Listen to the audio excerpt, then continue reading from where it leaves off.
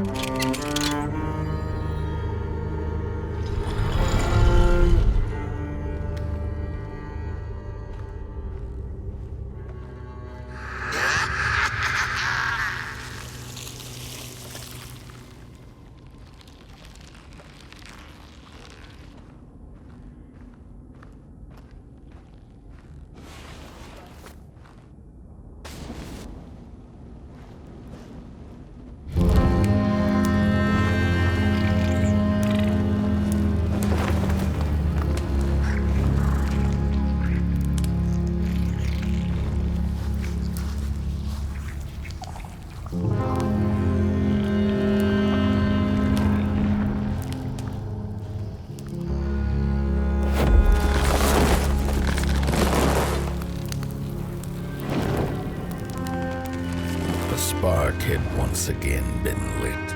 It was told that for the being who kept fire in their heart, all darkness would vanish.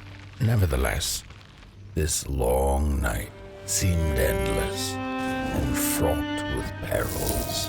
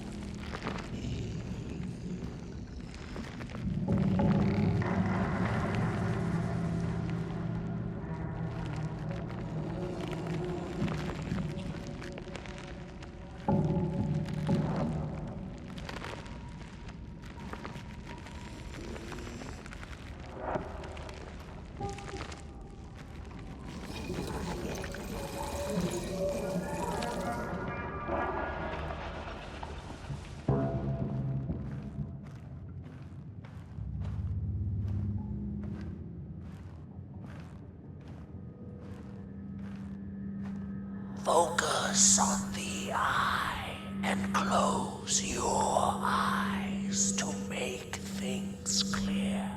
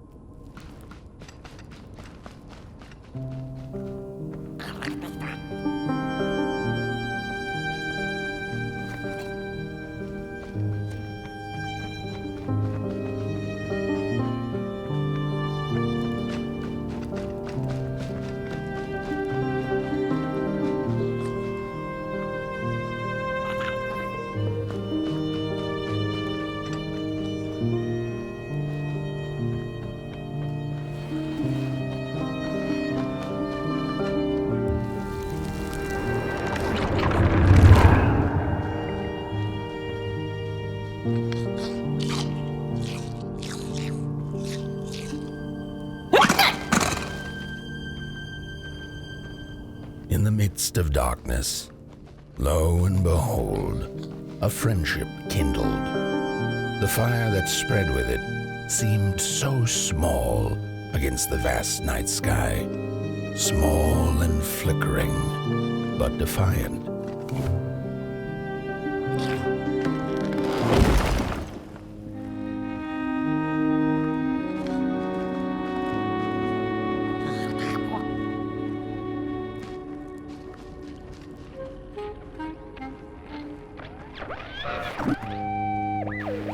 With wire, clay, and fire, the craftsmen built the foundations, followed by the trees and the rocks. And after them came little houses for us tiny ones to cower in, for existence was so big, so vast, that without a roof above one's head, one could have fallen straight into the skies.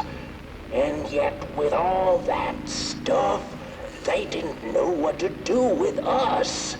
So I reckon that's why they built the Midnight Walk. For us to wander, for lack of reason.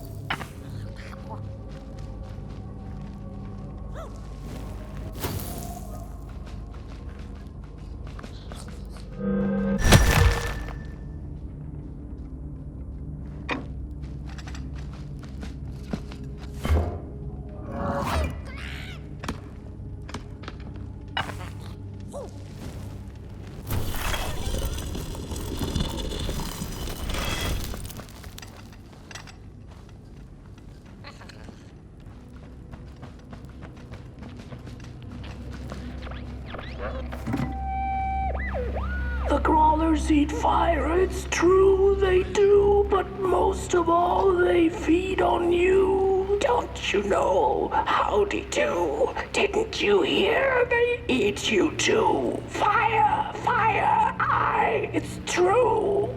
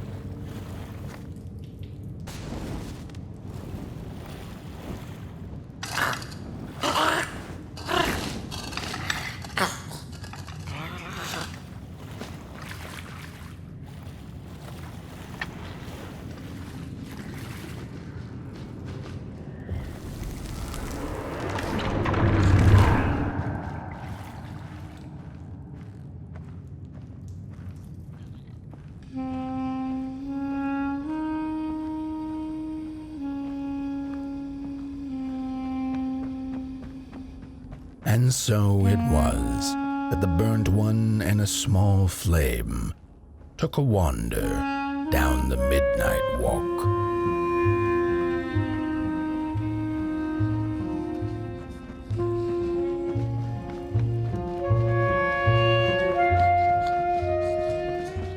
In the closing nights of this era, a wandering flame.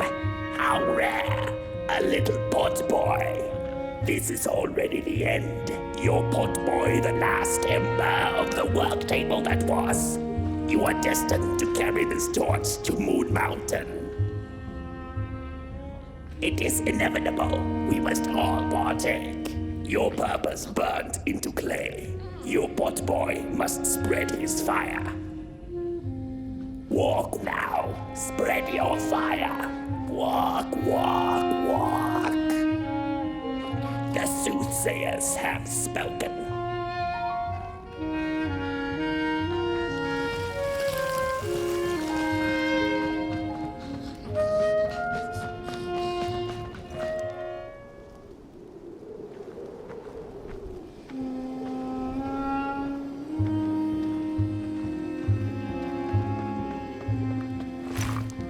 Whether they held or lacked reason, it didn't matter.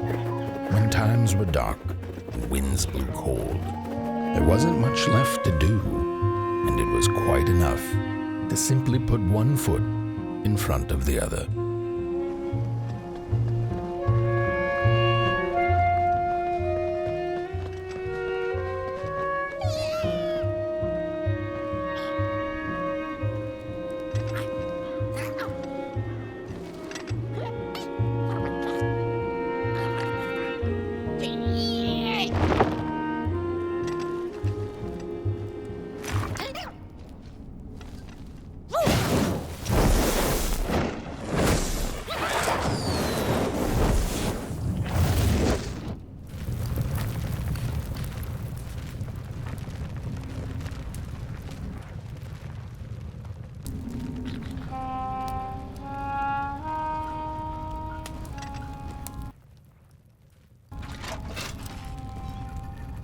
She came back one day from a long while of rock-picking under the gnarly trees.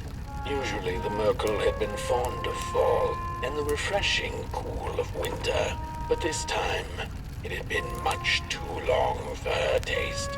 Even the sun seemed tired, and she had all the rocks she needed, so she decided to treat herself to a long nap.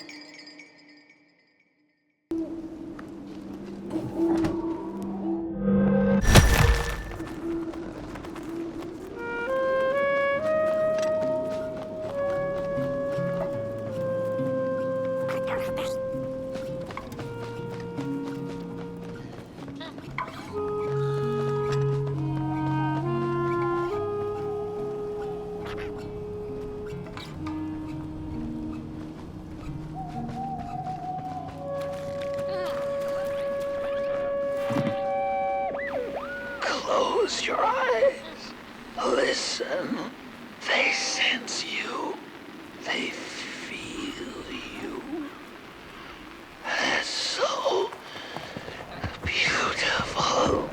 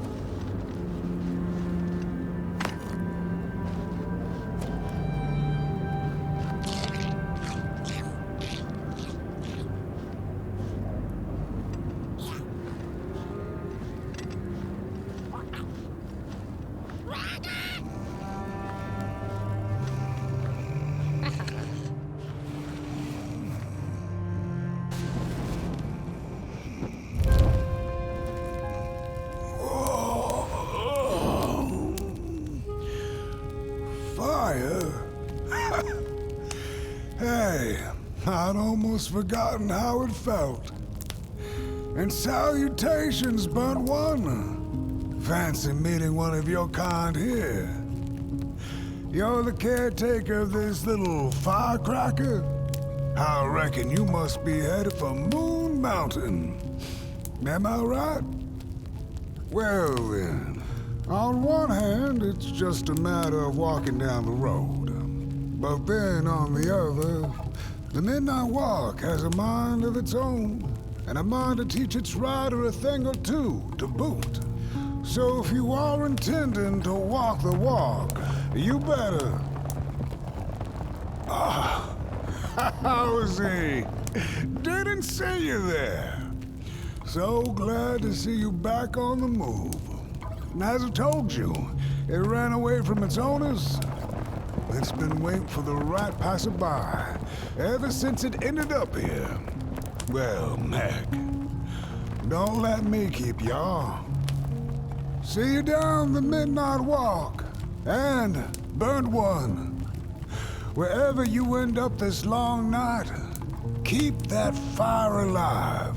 It's really all that matters. Don't take my word for it. Just see for yourself. Some folks certainly know how to talk the talk. What you lack in talk, Burnt One, I trust you make up for in walk.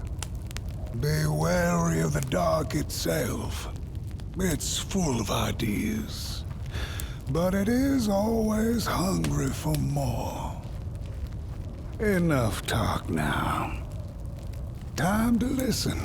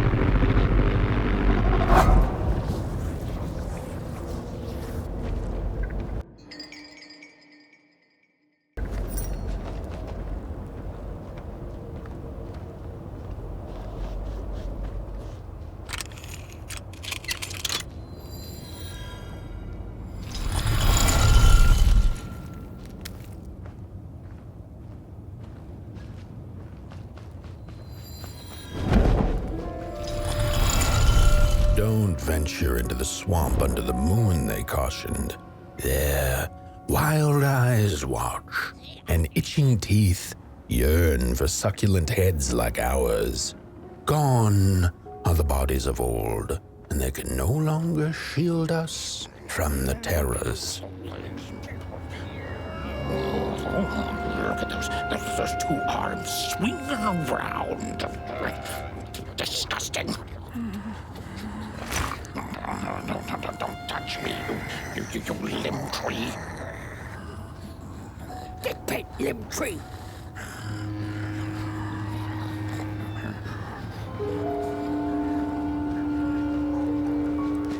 Oh, look at this fancy stick. It's my favorite stick in the whole wide world. It's the best one in my collection. I got no better stick than this stick. No, my stick!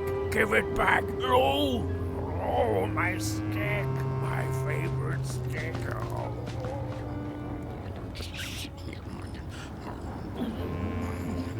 Heads up. What are you looking at? What are you looking at?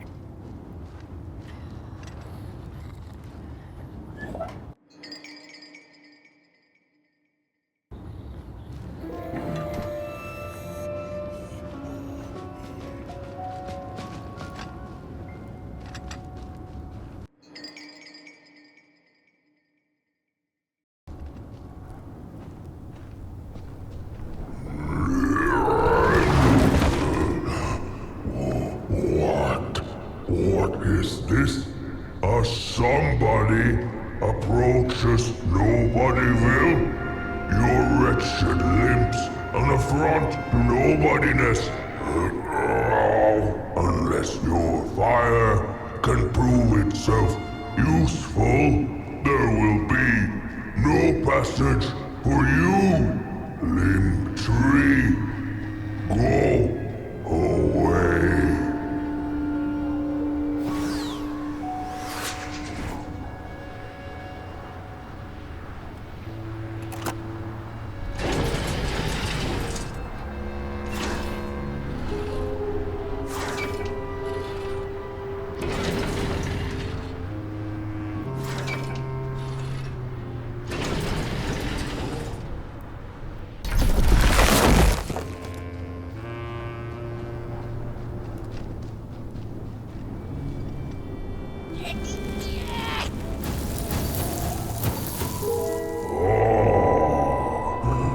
Candles have not been lit since before the great beheading.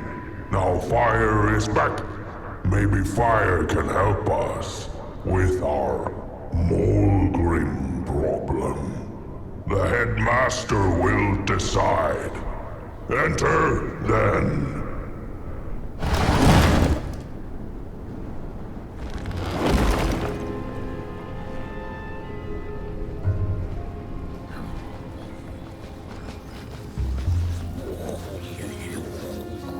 Get out of here.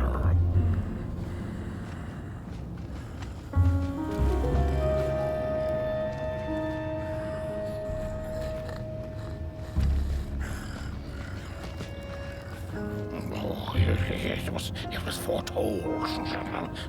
The return of the bodies.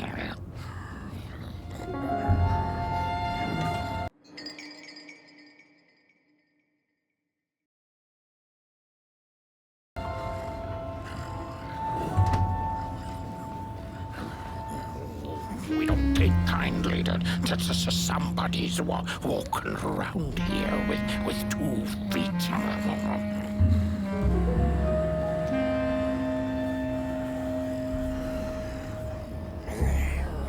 Ooh, look at those 2 arms swinging around. Disgusting.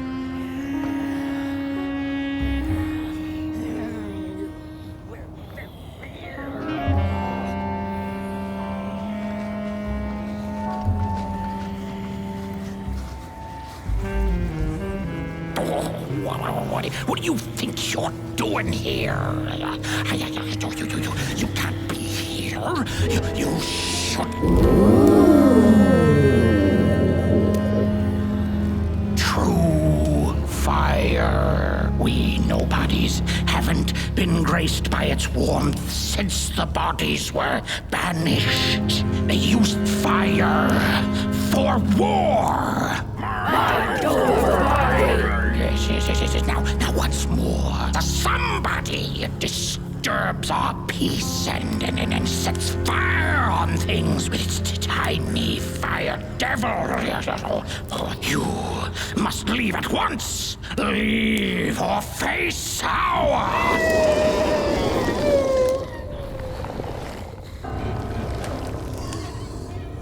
It's the Mulgrim! The Mulgrim is here!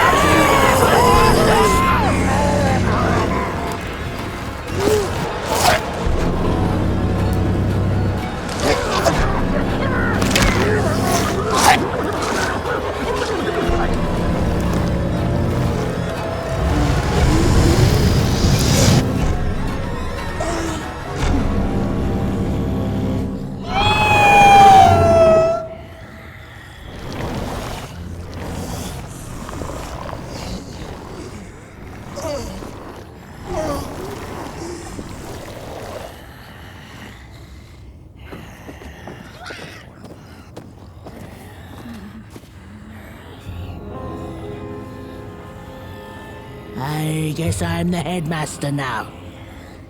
As you've observed with your own head globes, we have a problem.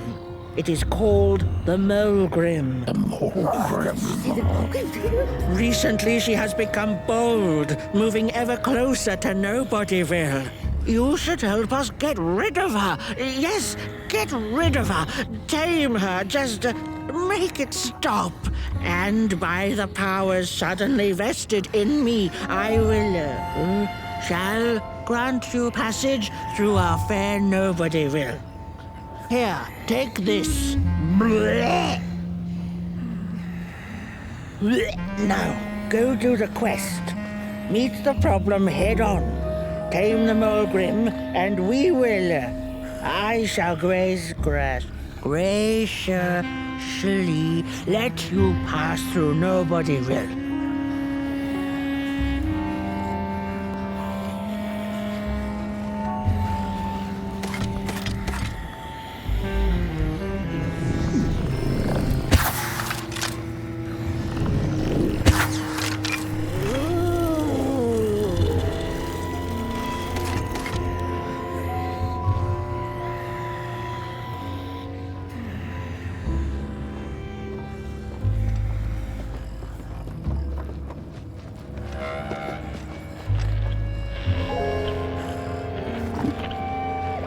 Mind over body! Mind over body!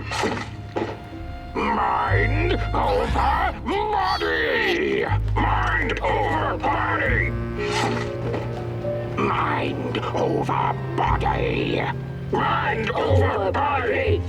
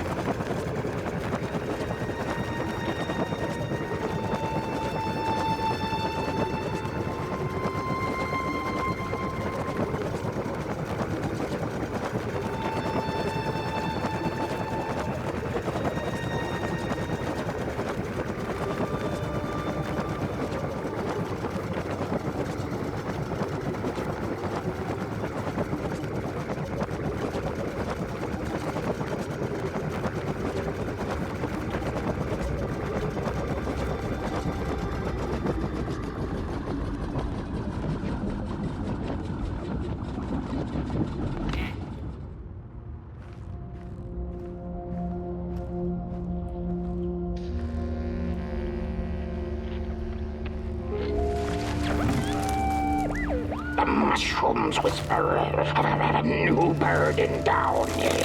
They tell us her nest lies beyond the cold, cold moon. And she came here to witness tragedies. She feeds on these tales, you see, sucking their fire dry like marrow from a bone.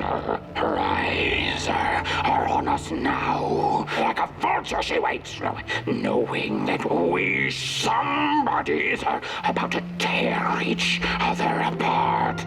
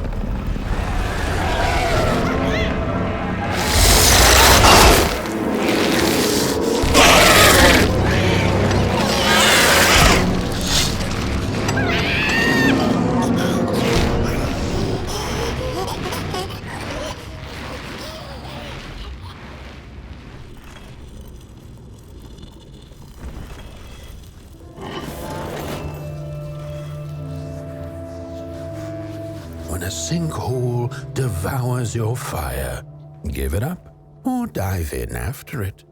An old swamp saying.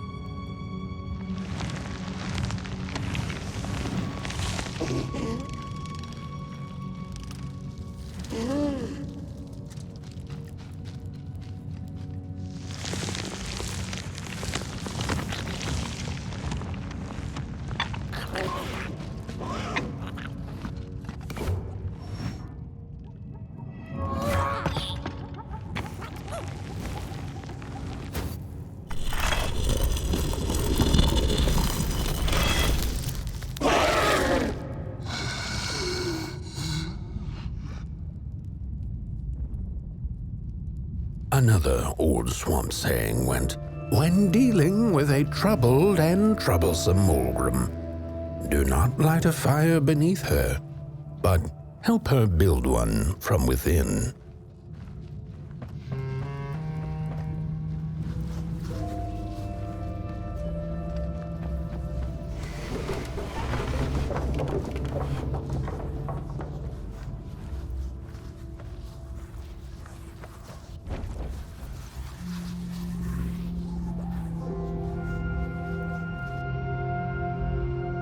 Oh, my neck hearkens the anguished howls of the Mulgrim, and the bitter patter of feet. A somebody and its flame, albeit a small one. 'Tis enough, perhaps. The Mulgrim's precious shards, they must be returned to her lair, to her cauldron. Only then may the cleansing fire burn.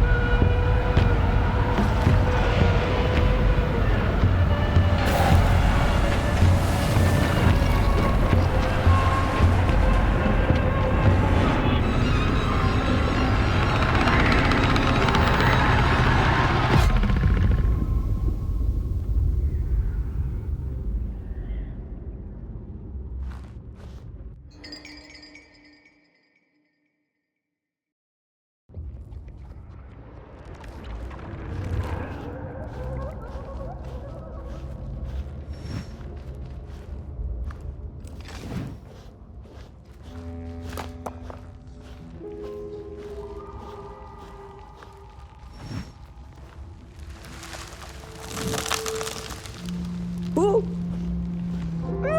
Don't eat me! Well, if you're not gonna gobble me up, then can you maybe take me away from here? Please? Somewhere closer to Nobodyville and away from here. Get me out of this neck hole, please! I'm begging you on my bare chin, and I'll pay you for the effort. Handsomely with a beautiful shard from the Mulgrim's cauldron. Take me back to Nobodyville, please. I can't take this tension much longer. Oh, I should have stayed in my heady hole.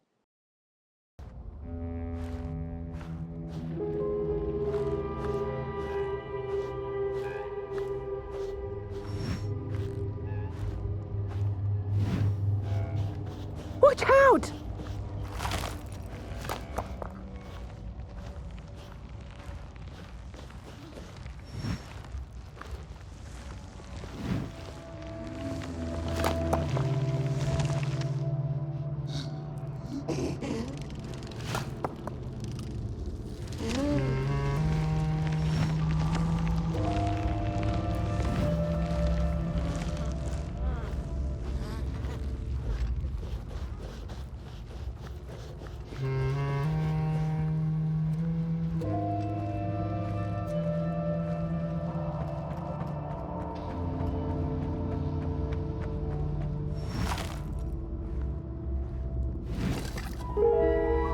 Phew, thanks for saving my neck. And I think I have a reward for you. A real treasure.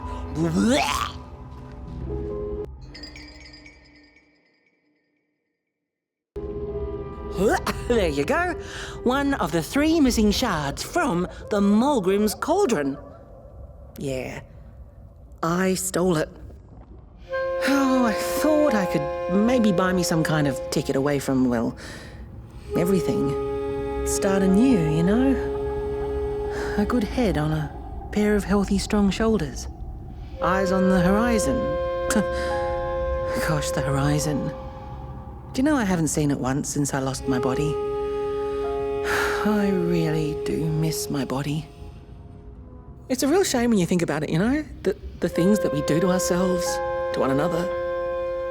What we did to her, kind. All in the name of some sort of control. It doesn't make sense. Anyway, I guess I'm sad. Sad and sorry.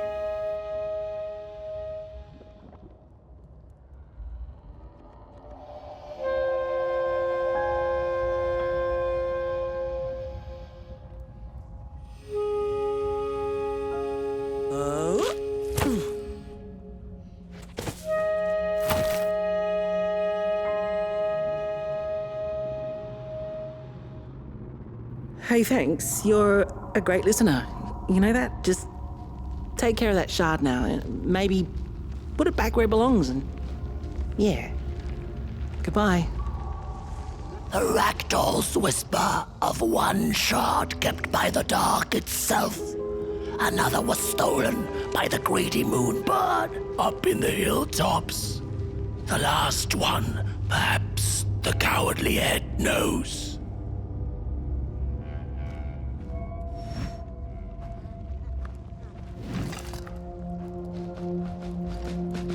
It's easy to lose one's head when everything you love is either gone, broken, or dead. Yet another forgotten swamp saying.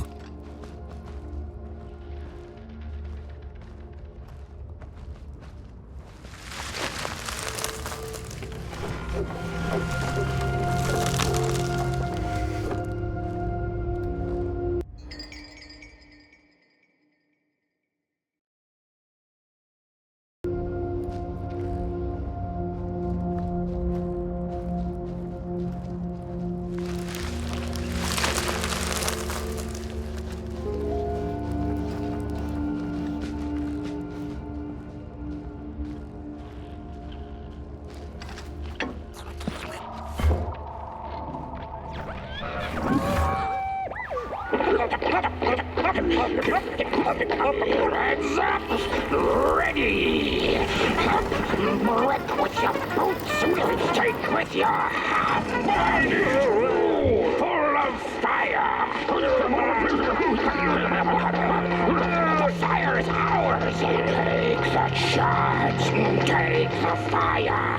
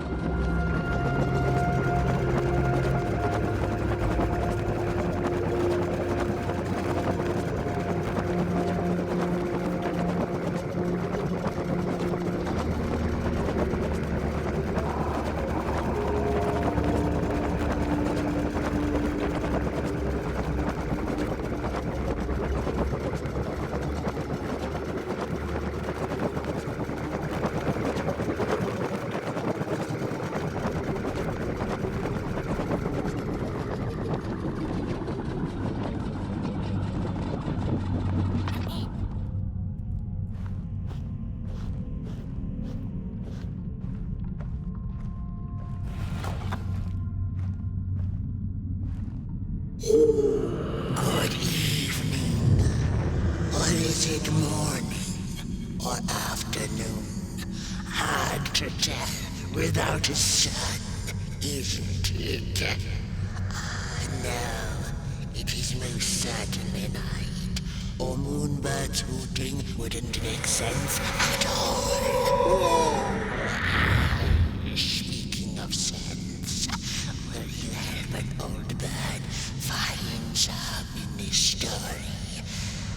Fire up these dusty murals in the right order, and you will receive a present, a little gift, yes. Bring the fire to the story.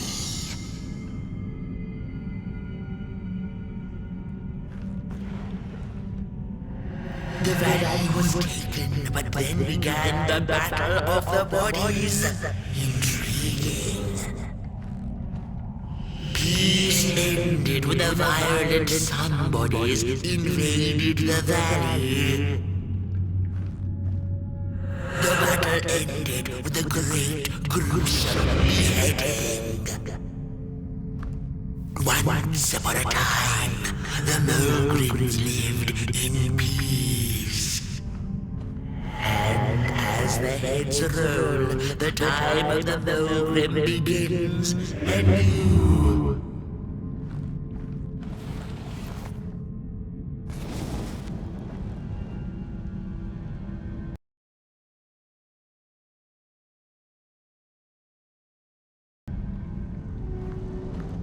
Once upon a time, the Mulgrins lived in peace. The valley was taken. Peace ended with the violent sun bodies invaded the valley. The valley was taken, but then began the battle of the bodies. The valley was taken. The battle ended with a great, gruesome The battle ended with a great, gruesome beheading.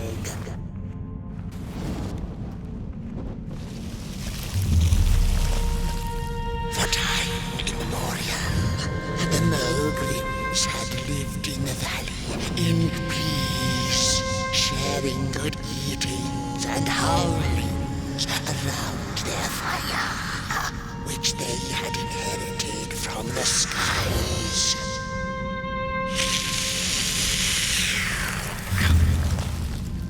Then one terrible night came the violent somebodies. They hunted the Mogrims for sport and took their fire for themselves.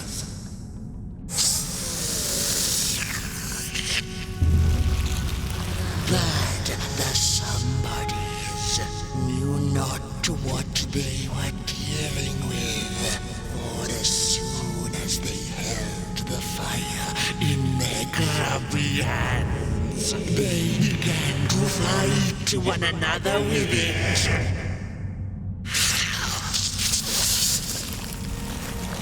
To save themselves from themselves, the cunning heads turned on their bodies and organized a great meeting.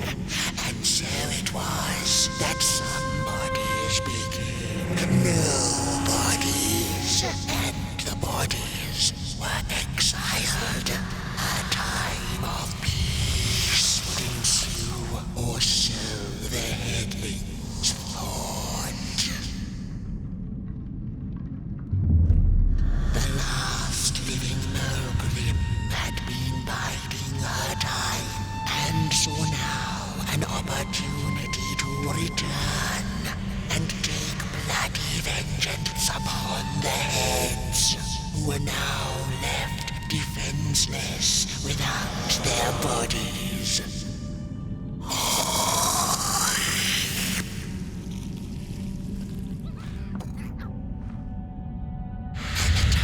Of the Mogrim begins anew. A storied meal indeed. Moonbird thanks you for feeding her and proudly upholds the promise. A gift. A shard from the Mogrim's own cauldron. It looked so shiny in the moonlight. Moonbird simply had to take it.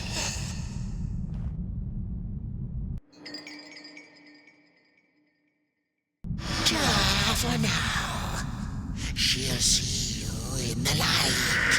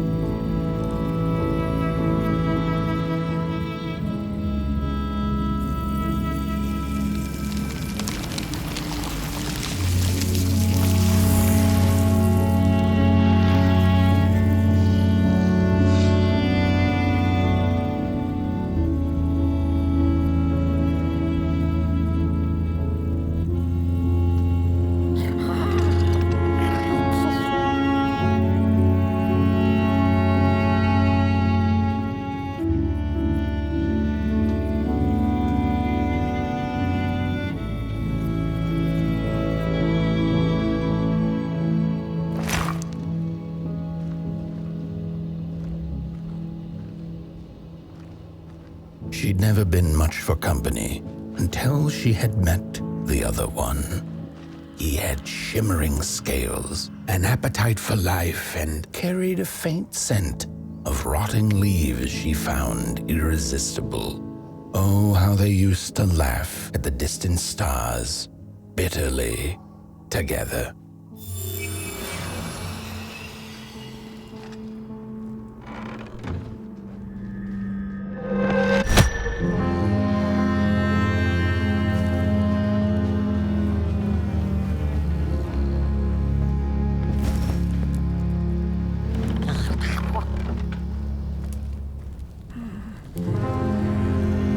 The howls of the Mulgrim have gone with the wind, and our headaches settled into gentle throbbing. Thank you, somebody, for you have not only graciously saved our necks, but also demonstrated the value of brain mass and heart blob working together. Could it be time for the bodies to return? We must convene on this matter, and you and your wandering flame must now leave through our gates and keep on walking the midnight walk to Moon Mountain. Moon Mountain! Here you go, somebody. This key will open the town gates. Blech. The mountain once again beckons, and the call is answered. Fare thee well, and take good care of your flame. The dark itself is hungry.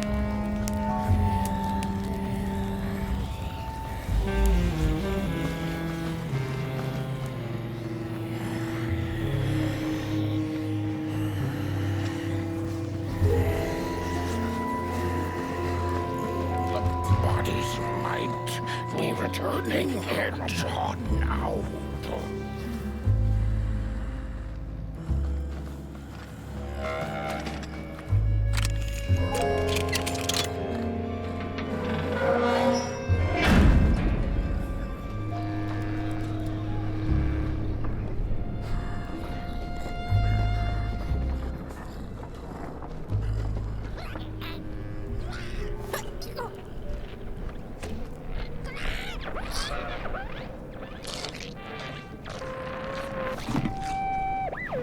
I've had enough. First it was the big Mulgrim hunt, and then they forced us out into that make-a-forgiven swamp. I hate hiking. And then when we had nothing left to hunt, we started fighting each other. And then Mr. Mayor gets this grand idea that we should chop our own heads off and banish our bodies. How does that even scientifically work? I've had enough of civilization.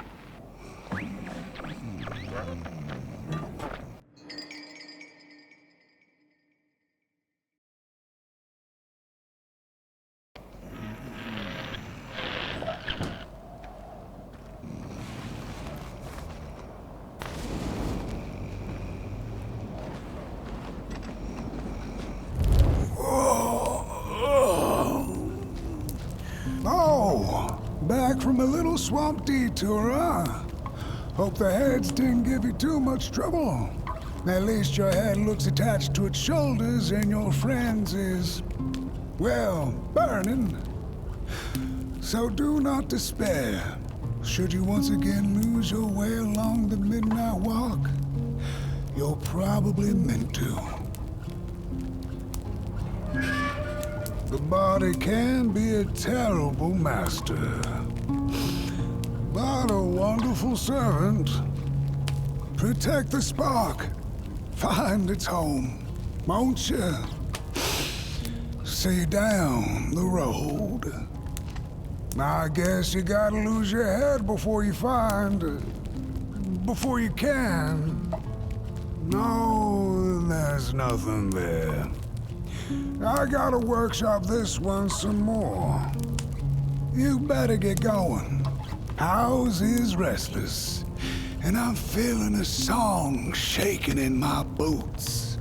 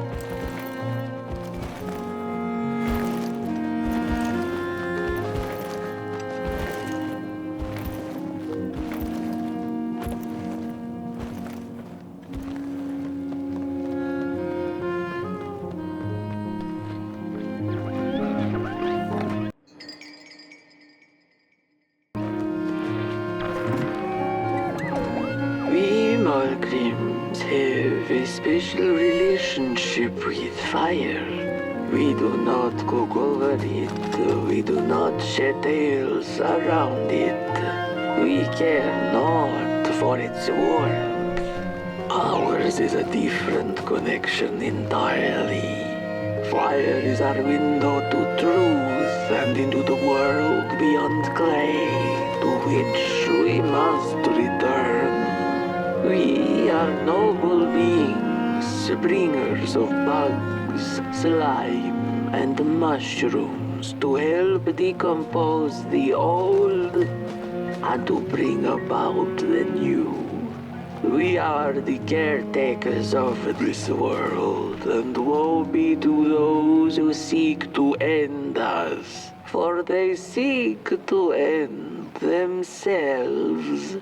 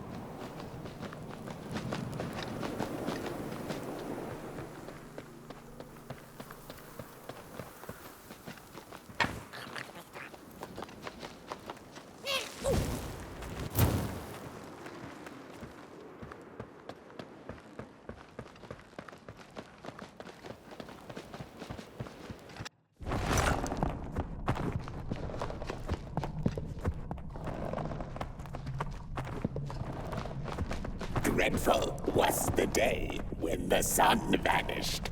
The waters dried up, birds went quiet, and the dark itself seeped unchecked into the work table as the cold, chewed paper moon rose over the mountain. The night that followed would be long as the midnight walk. The burnt one was there. You do not remember, but you feel it, don't you? You are reborn when need arises. This night, Port Boy needs you, and Moon Mountain beckons. Its call irresistible. A storm is coming. The soothsayers have spoken.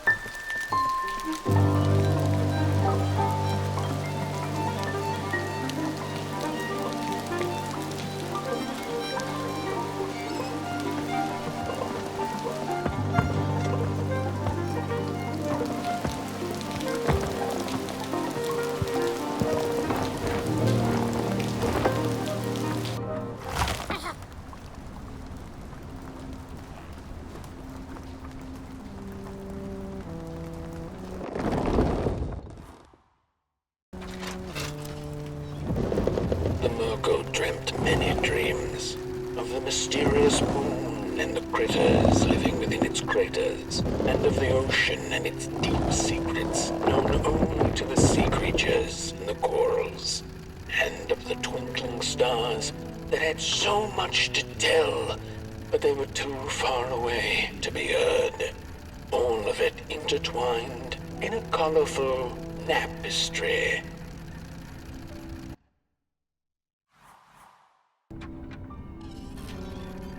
And so she woke with a yawn, so big it could have devoured the sun.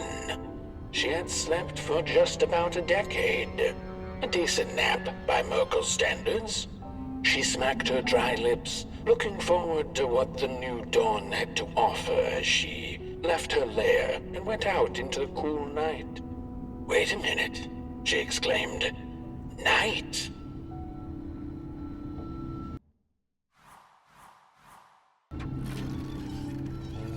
Where was the sun? Where its warm rays should have been there was only the vast night sky, not a star on its face. Well, the Merkel mumbled softly to herself, winter was late, so now the sun must be late too. Proud over her sound logic, she went back to her lair to take a complimentary nap.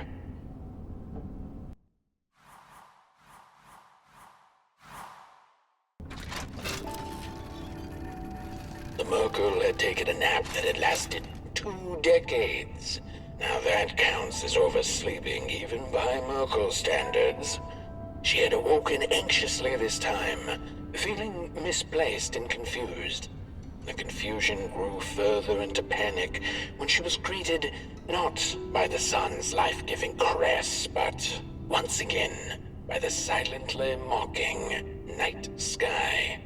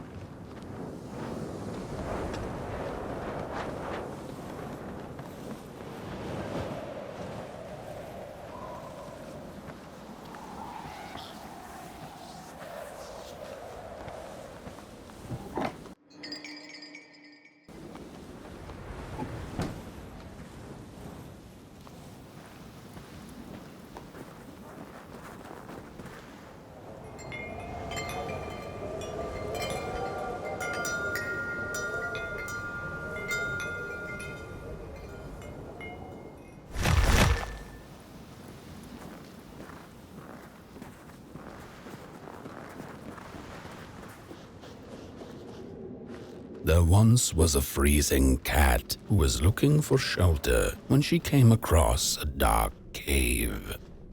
"Step into my abode," offered the dark. "It will warm you if you surrender your wants."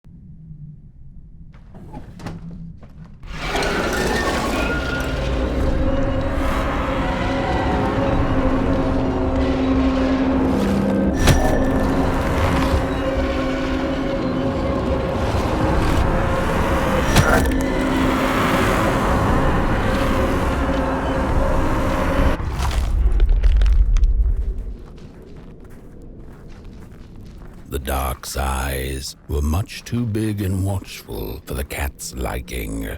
She went on to find warmth somewhere else.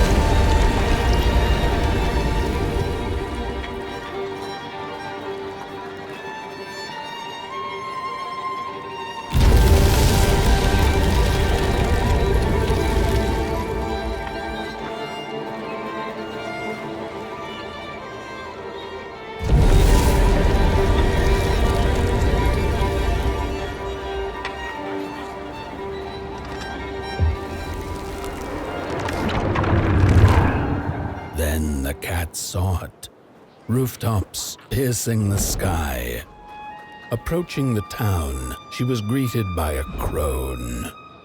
"Come, kitty, kitty, you must be tired. Sit in my lap. Share your soft fur, and I shall warm you for a spell."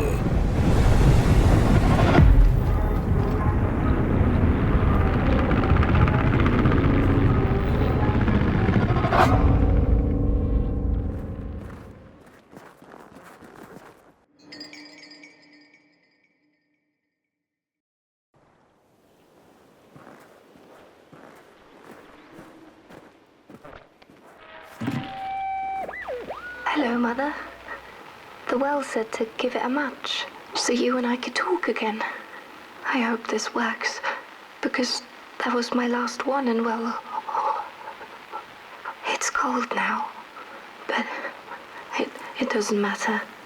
We can finally talk after everything. So, how are you? Do they have fire where you are? Not the hellish kind, I hope. Is Father there too? I think you should talk to him again. I know it doesn't seem like it, but I know he loves you still. I love you. Still. I can't feel my hands. I can't feel anything.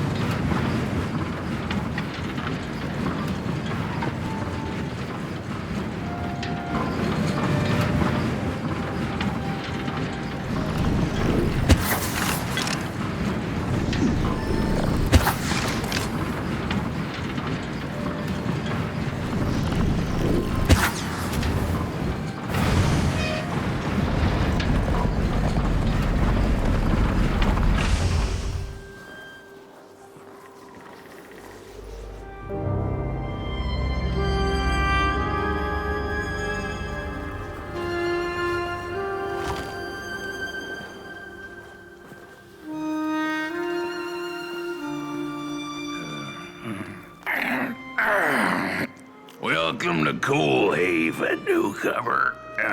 Good to see a flame in these parts again. I'll be your guide tonight. This furnace here used to run on coal and fire, don't you know? But a thief stole all our matches, wasted them in greed, you see. Now the ghost has come to smite the wicked and punish the thief who killed us. Well, I guess that's it. That's a tour on the house. There's a bone right there in the snow. That ain't no place for a bone.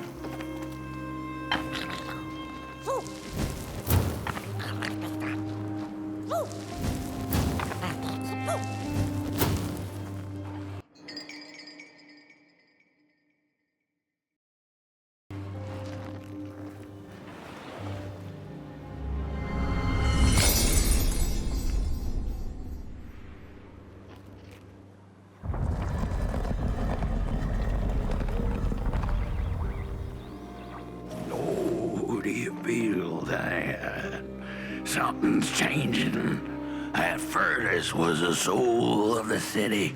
We used to worship it, us coal miners did. Fed it trees and fire like it was a hungry, angry god. This broken body, your flame could bring back warmth to our graves. May the worms in our bellies dance again.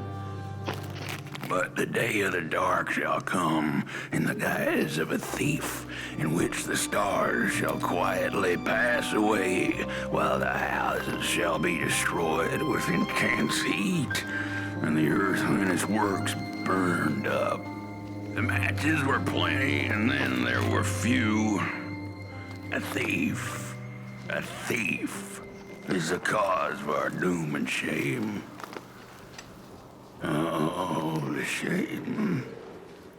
You hear them shaking in the cold. The bones are longing for their grave.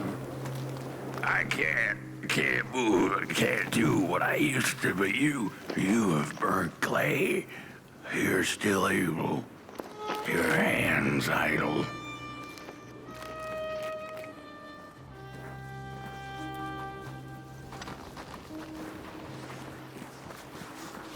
The cat didn't like the crone's crude pettings. Her hands tugged at her fur. Now, rest still, the crone said, as she pulled out a crooked knife. The cat was quick and escaped just in time.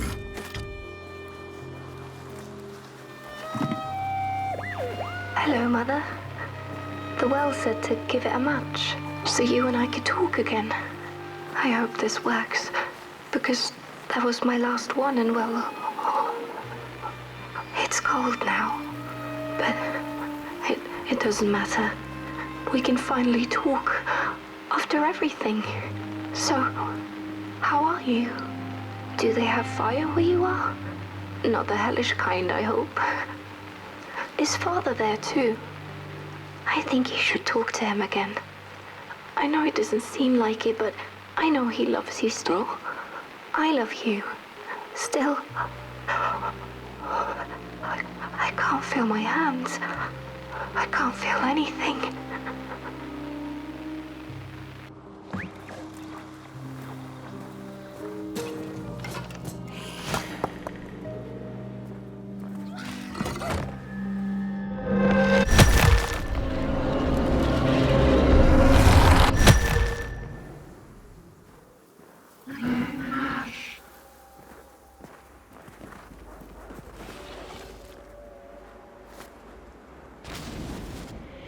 This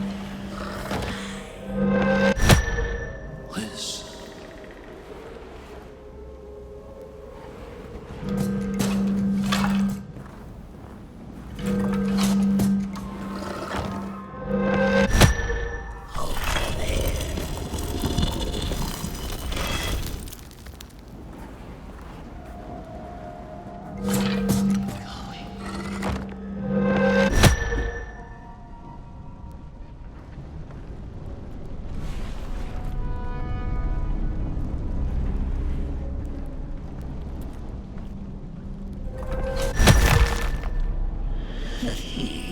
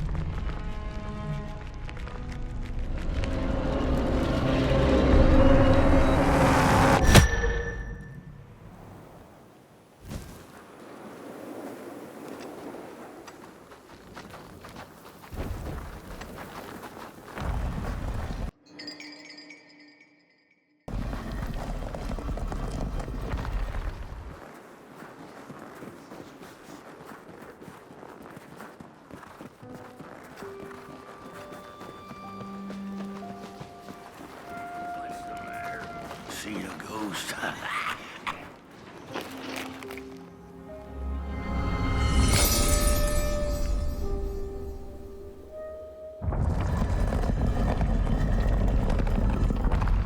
The thief loved the stars. Would have plucked them out of the sky if it were possible. But the dark itself stole her stars, turning the thief's sky as black as a cup of joe. And so the thief began to steal matches and lit them, hundreds of them, like little stars of her own.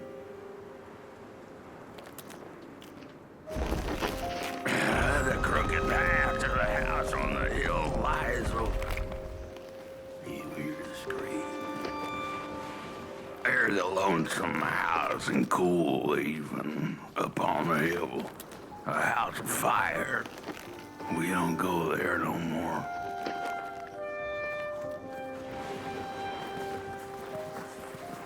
Wherever she sought warmth, it had a price. The miners needed the cat to get rid of the rats, and the vicar wanted her protection from bad luck. Bony hands reached out from all around her, trying to grab her. The burnt matches lead to the house.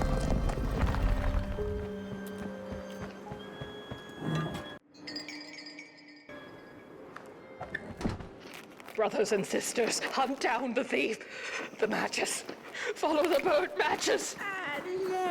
We're running out of You've met your match thief. Your man is dead.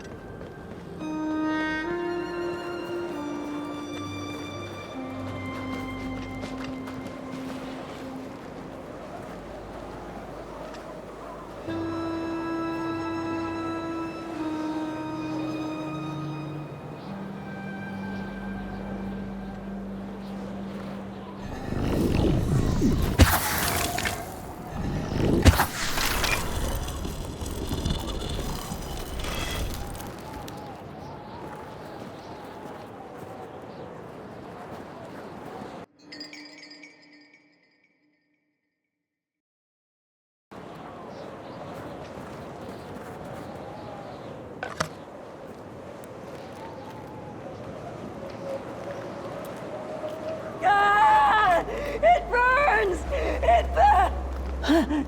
What's... This isn't my body. The fire, did we snuff it out? Where's... Did I save them? The house. It's ruined. Well, it wasn't supposed to go down that way. They locked the door, threw the key into the woods. Huh. There was so much anger, and now there's nothing. This body is so uncomfortable.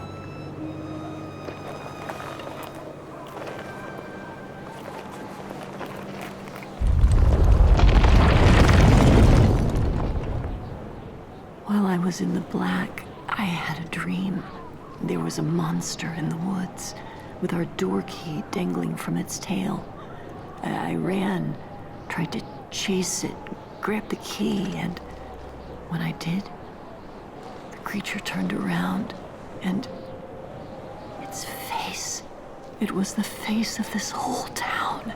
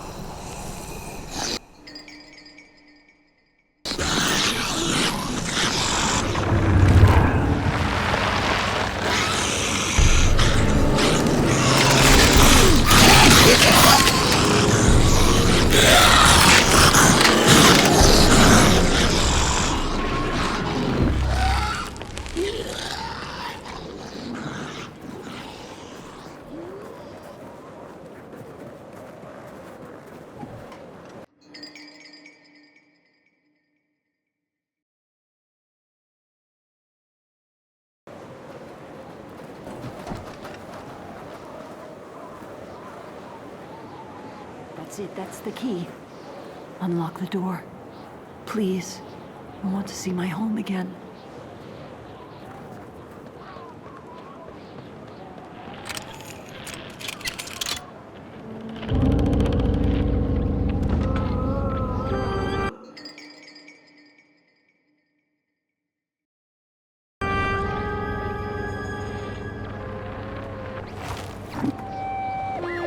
Furnace is getting weak.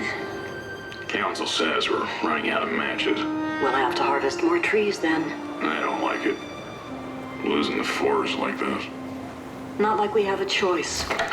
Mom! The cat felt as if the walls around her were growing taller, the alleyways narrowing. Turning a corner, she bumped into a girl sitting in the snow. In her bony little hands, a lit match. "What do you think of my star?" the girl asked. "Isn't it pretty?"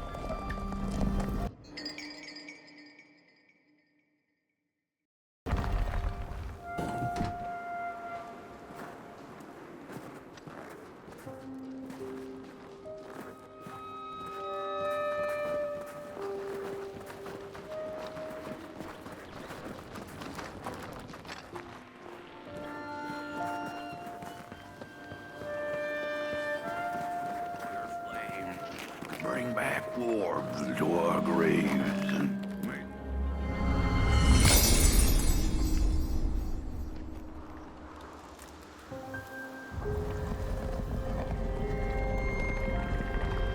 with no matches left, we couldn't light the furnace. And the thief paid a terrible price for her burning greed. As the furnace died, one by one, so did we. But before we perished, the dark itself moved into our hollow husk, turning us cold and wicked. If I had a heart, I'd feel great shame for what we did. I'd feel great shame for what we did. The old man feels it too. Should have been long dead with the rest. He just wasn't ready to go. At least he has a reason for sticking around.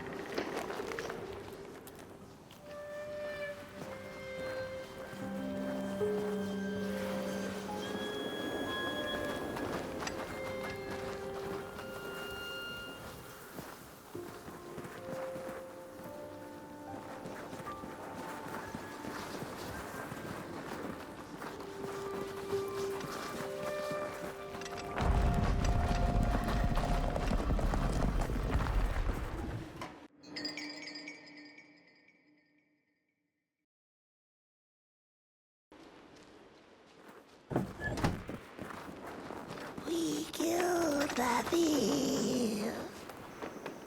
She killed the furnace. The old man is the one left. He carries the old man showed us the way to their home. He didn't know it was hers. Otherwise, he'd kept it secret. I know the thief was to blame, but she was just a child. The anger. What have I done? What did we do? The furnace died, so we had nothing left but justice.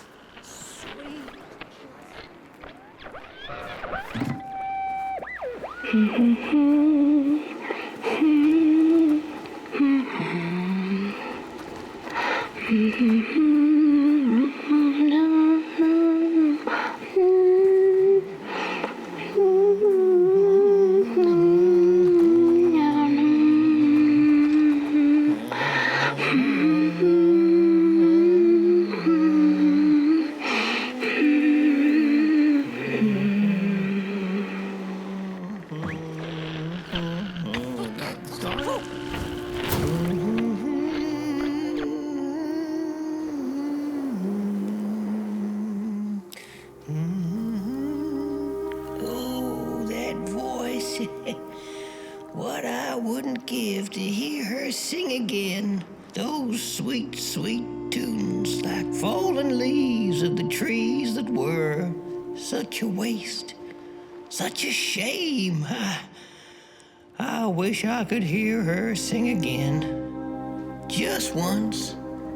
Just once. Oh, I know she stole from us. I know what she did to our town.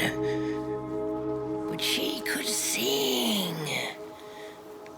This town's not much without fire, no. But it's even less without song. If I could just hear that lullaby one last time, I know I'd be able to move on.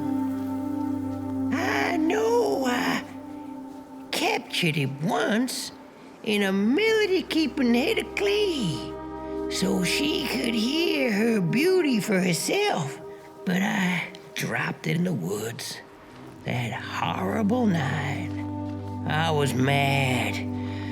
So very mad. Burnt one, a little flame. Will you help me? Please, I'm too weak. Find the clay head. Keep her of a song like hers. It went sorta like, oh, darn, I can't remember. If I could, I'd be able to let go.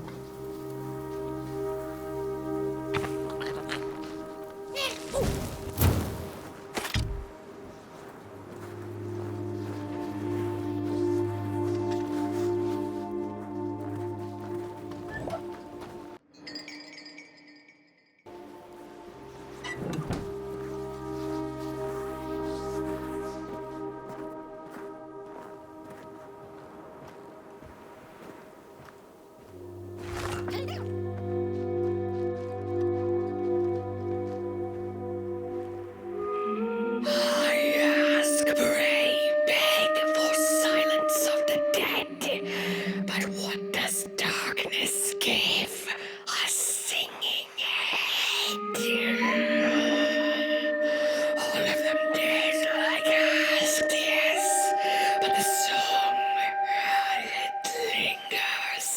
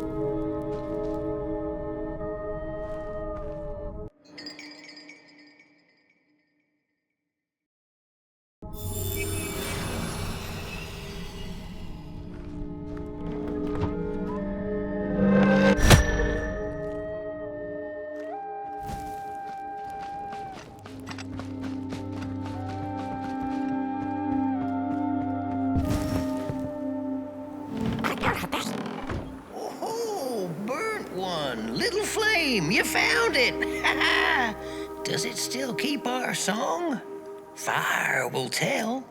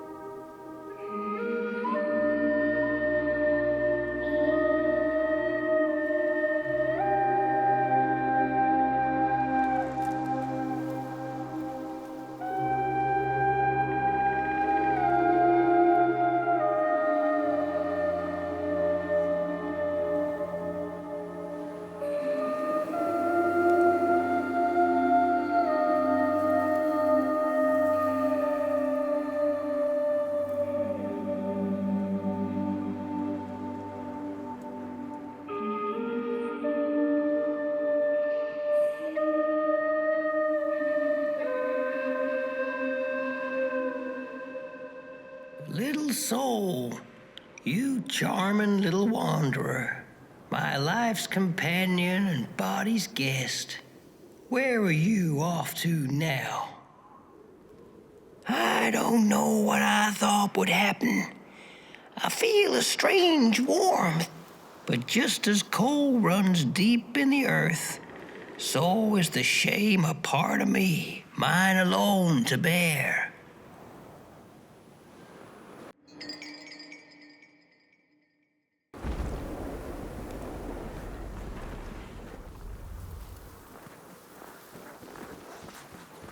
The girl offered her burning match, her last star, but the cat could tell she needed it all for herself. Grateful for her unconditional kindness, the cat left her to her ghosts. Your flame to bring back warmth to our graves and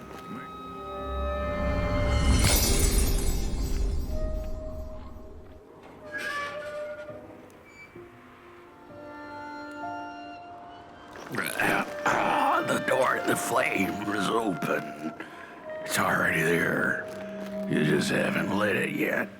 Now, if you don't mind, a little spark. And just maybe we'll be able to die for real this time. In life, I didn't mind a little loneliness, but this is the worst. The furnace belongs to burn once more.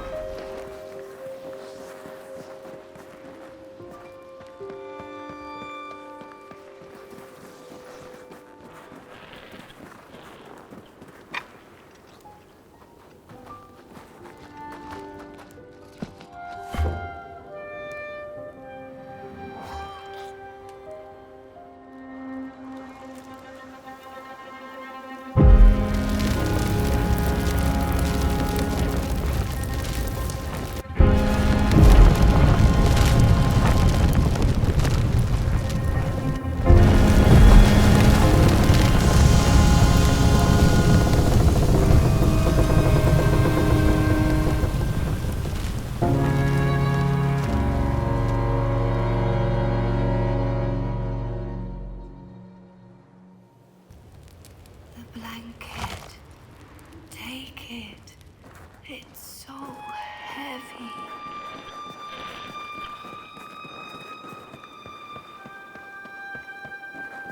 Release me. Light the match.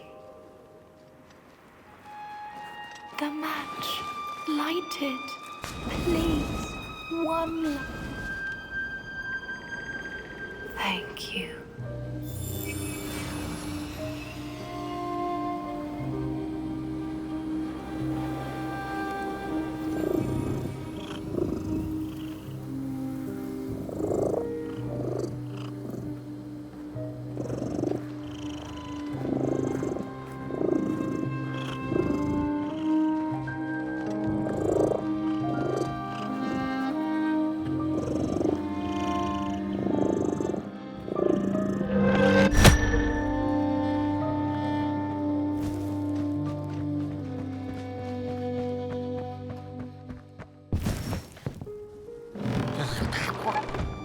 The cat finally settled in front of a giant burning furnace. In its bright flames, she could glimpse a dark future. This did not matter to her, for now she was eternally warm and at peace.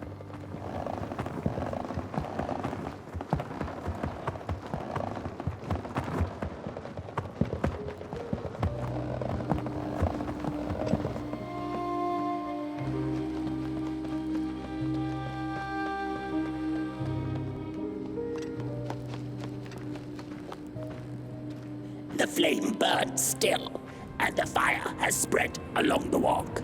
The cold takes its toll, and Potboy's flame flickers.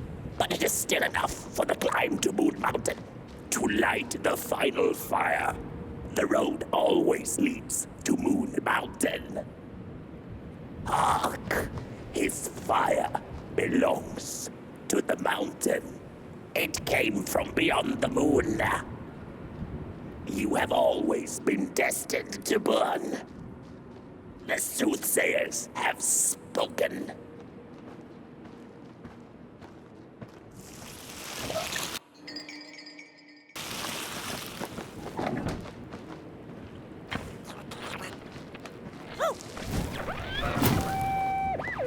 There's a fella who watches over the midnight walk, pointy hat and hollow gaze. He's been around longer than you or I. Some say he was one of the first sculptures to have breath. Some say he's not from around here, but from another maker's work table entirely. Some say he's seen what lies beyond Moon Mountain, but I just think he's lost like the rest of us, and he's waiting for the right one to come along. Waiting for something that'll give him that eureka for his song. He keeps his banjo by his side, but he never plays it. Strange, but he's in no hurry. He's got all the time in the world.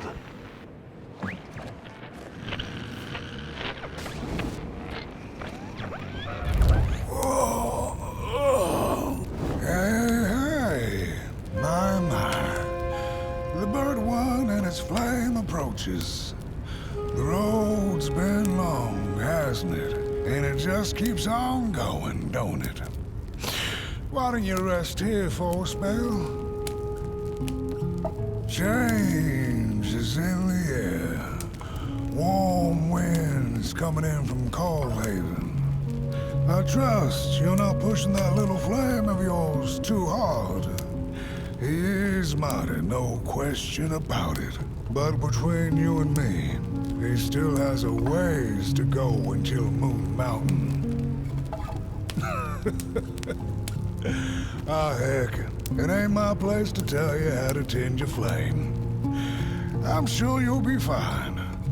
You'll be just fine. Ah, to feel at home wherever you walk. How's it? What a friend to have on the road, huh? Now, there's an open door invitation, if I've ever seen one. Go on in then. Get some rest. I'll keep watch.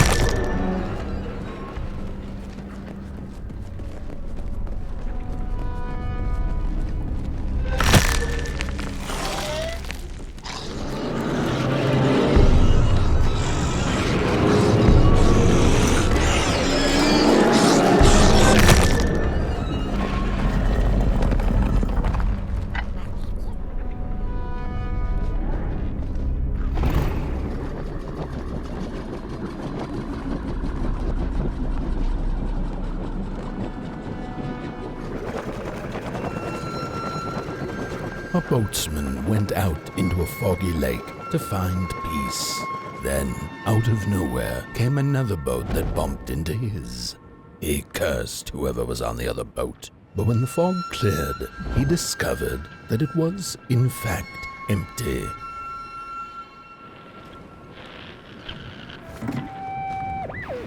The sarcophagi are molds, rebirthing the bodies of the burnt one. Failure after failure, they keep coming back. They lie dormant, and then they awake at an appropriate time, during times of dark, to perform a task. The taskmaster unknown, doom spelled on the flip side of a coin. Little dolls in a dollhouse made of matches.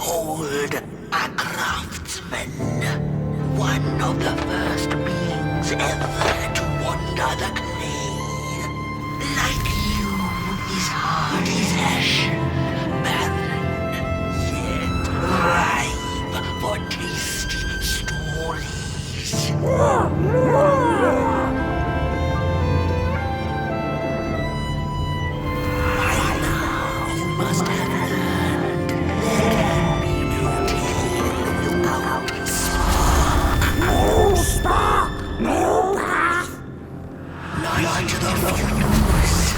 It will guide the Befriend and me. Feed Moonwood. A symbiosis most reasonable. Don't you agree?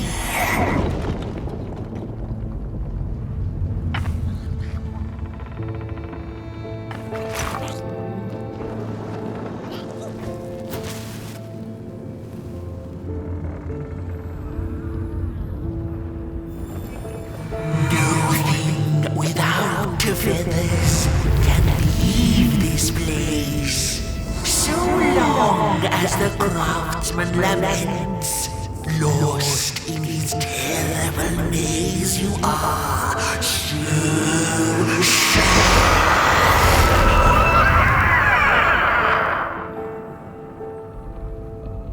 Sad! Sad!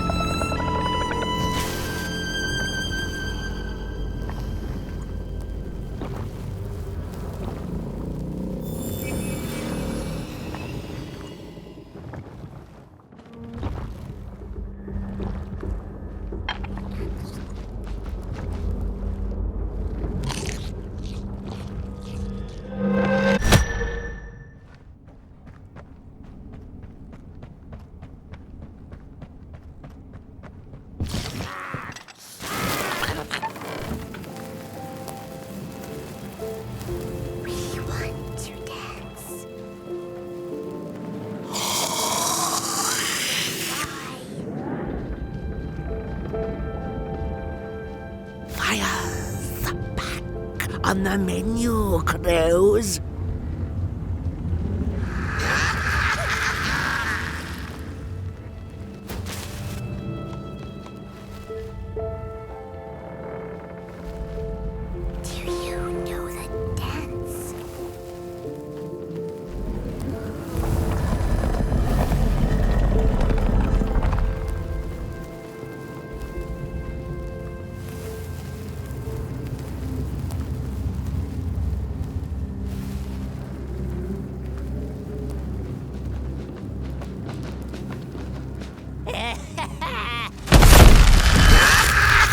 I see you. Not a crawl closer, Moonbird.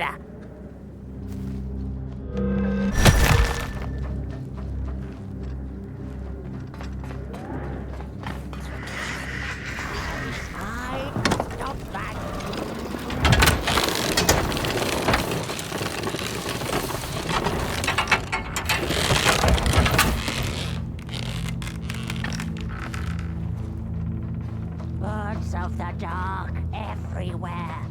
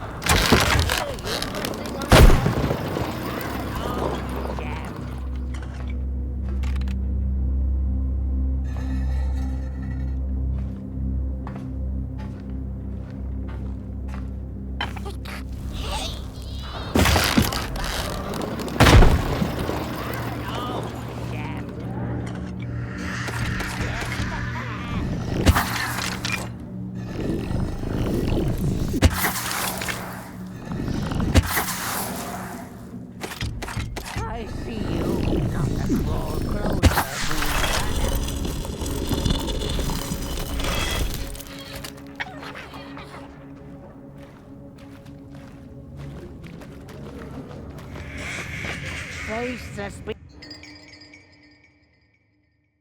behind faces.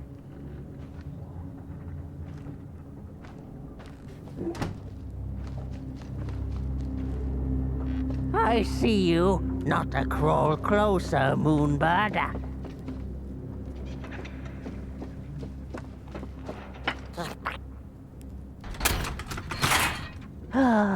The pictures. They're moving again. Forbidden. It is forbidden. It is forbidden. Hush, no talking in the theater, fools.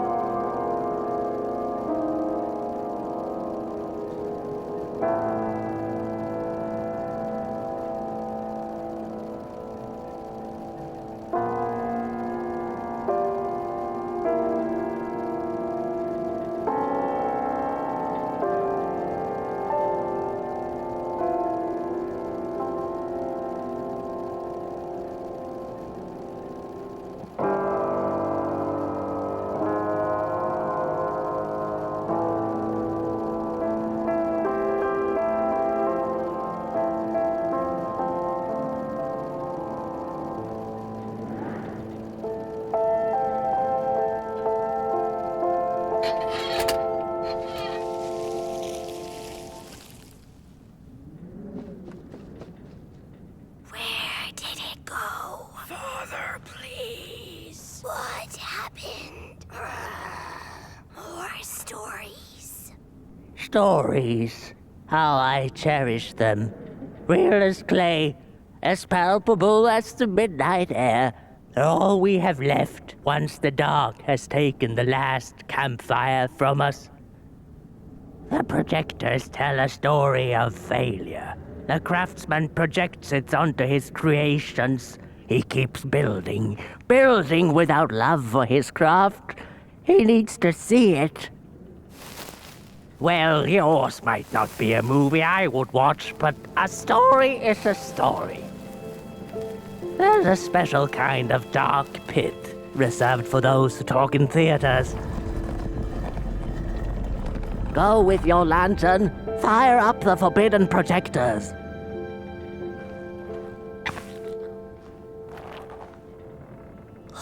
Darkness vanishes.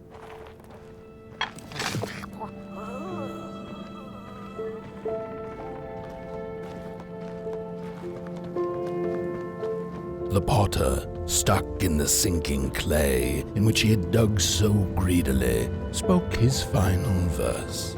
Here was I born, and here I lived. My refuge was the clay, and now the clay has played me false in a most grievous way.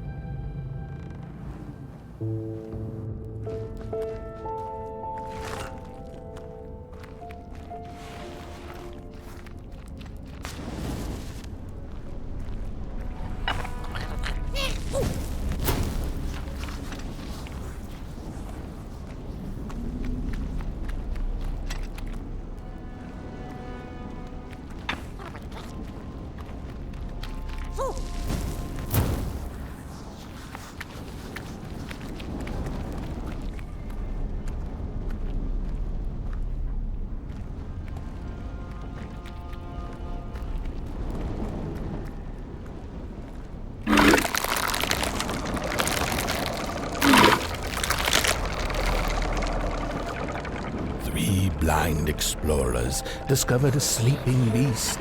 Each of them touched it and described it to one another. "Its skin is coarse," said one. "No, its ears are big," exclaimed another. "The teeth are its most prominent feature," declared the third. Who was right or wrong mattered little, as the beast awoke and ate them all.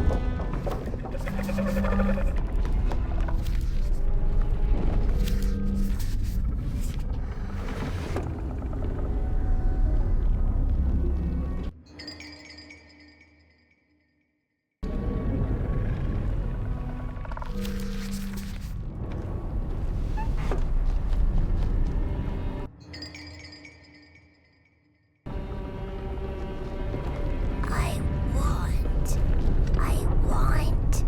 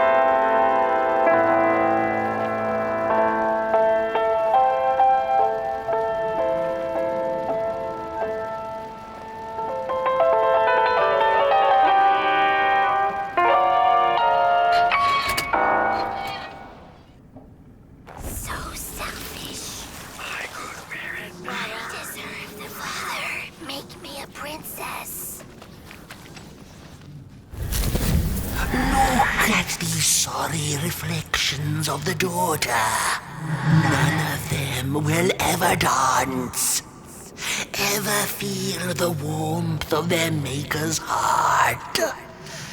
They can never be enough.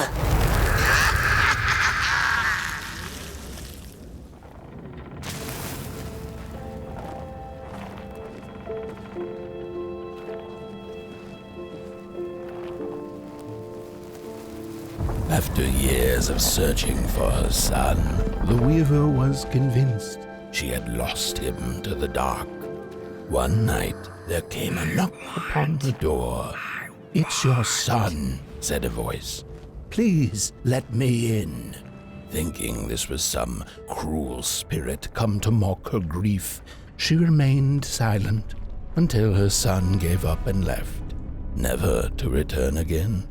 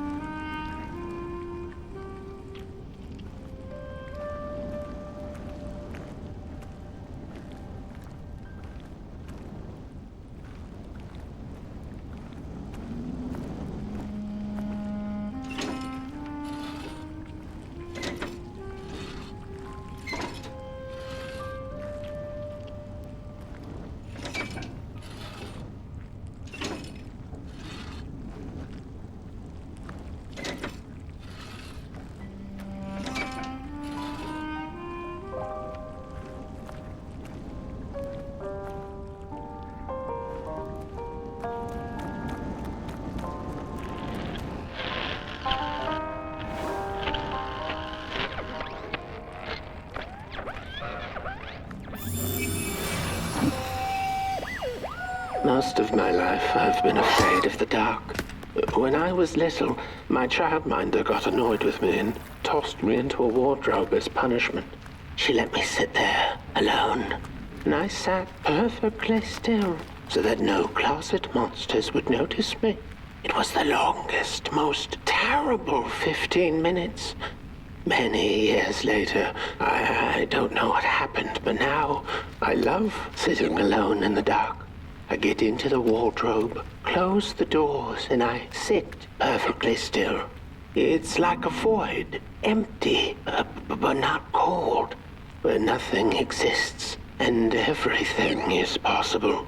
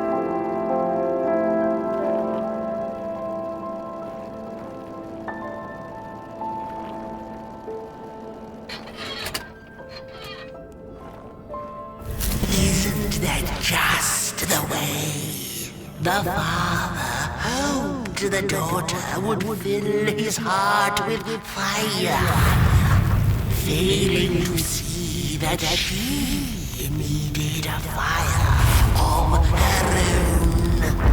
His princess danced away, and he stayed behind, cemented in his ancient groove. The heart is a bottomless pit, never sated, always craving for more.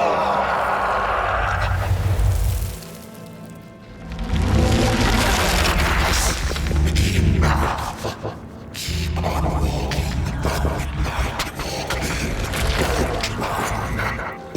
All the way to your end.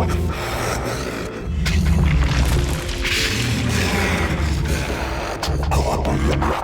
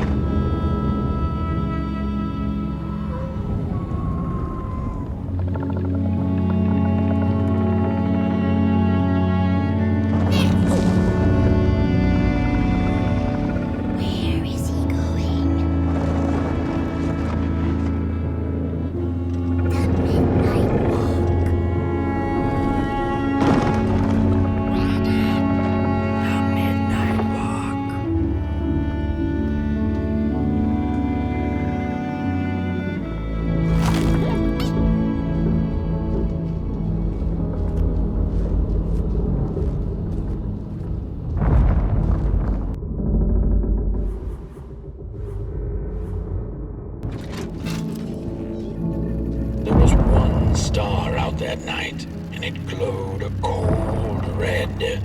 Who took the sun away? The Merkle asked it.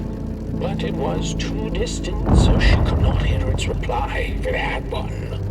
The Merkle had never felt so empty and alone. Lost in quiet despair, she managed to open up to the winds and followed their gentle push south down the midnight walk and to the Darklands.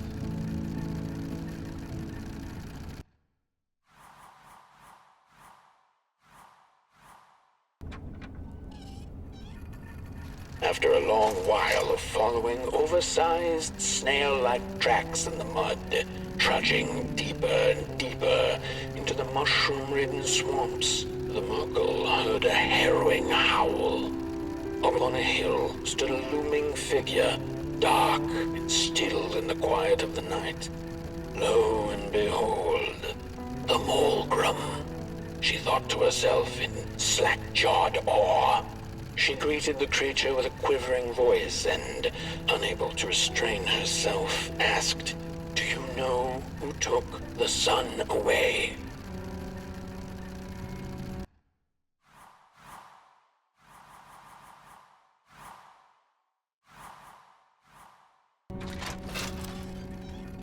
Talking to monsters had never been any Merkle's forte, but this meeting proved spectacularly disastrous.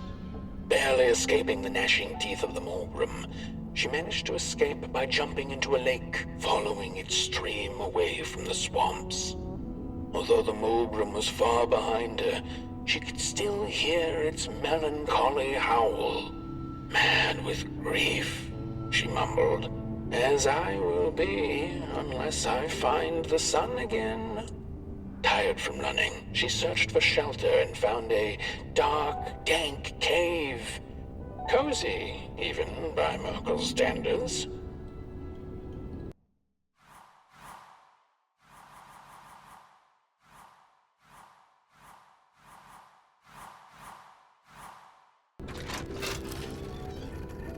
The crawlers cackled like mad chickens. "Keep your fire, Clayling. Take it to the dark itself. Mayhaps there you shall find answers." And before the poor little Merkle could shriek, the crawlers had gone with the wind. Knowing not where to find the dark itself, well, everything looked pretty dark to her. The Merkle found her way back on the road, further away from home than she had ever been. The hills were looking stranger by the hour. The rocks upon them seemed to move. They were the head people, a peaceful yet grumpy sort who didn't take kindly to somebody's perusing their lands. They muttered at her as she passed them, but she couldn't make out their words. "What's that, little headlings? Are you saying you know who took the sun away?" But the heads only grunted and rolled away, back to the safety of their huts.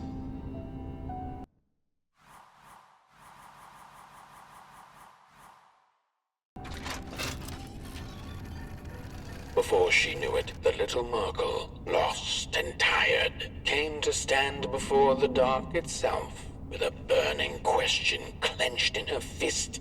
She felt like punching the dark with it, screaming it out like the howling Mulgrim, laughing it out like the starving crawlers who had nothing left to eat but the hope of others. "Who took the sun away?" it then asked the Merkle.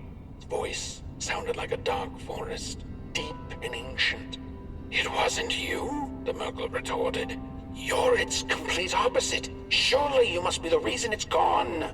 The dark then replied, "I am but the absence of light, not its adversary. Light is because I am. How could I possibly hold it in my possession?" The Merkle felt her anger fade. She understood little besides one thing, that the darkness was not behind the missing sun, nor her suffering.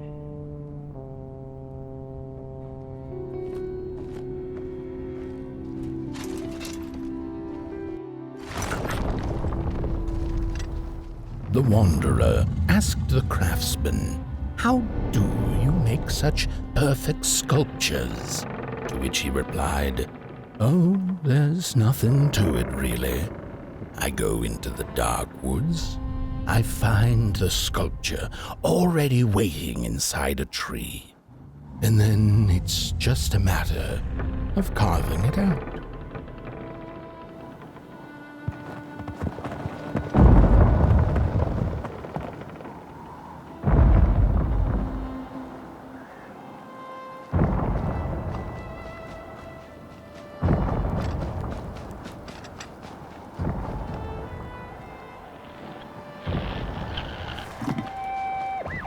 When I was a child, I exchanged letters with a monster in the woods.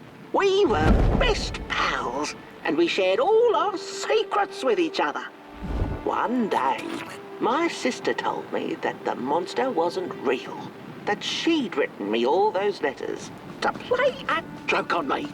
But the joke's on her, because I knew the truth about the monster in the woods, and we exchange letters to this day.